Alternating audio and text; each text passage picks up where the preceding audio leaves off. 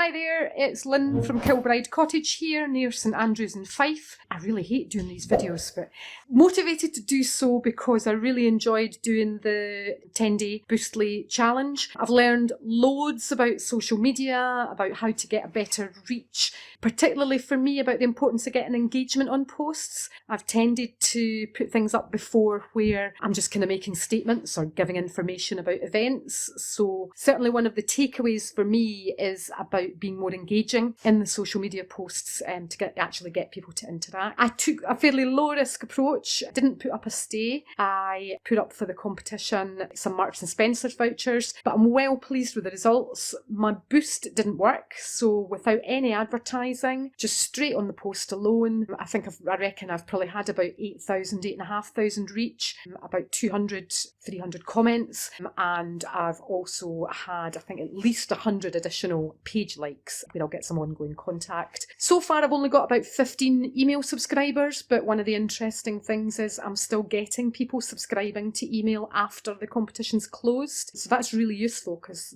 they must well be people who are interested in the cottage and interested in staying in touch and not just interested in the campaign. So a big thanks to Mark Simpson for running the 10-day challenge.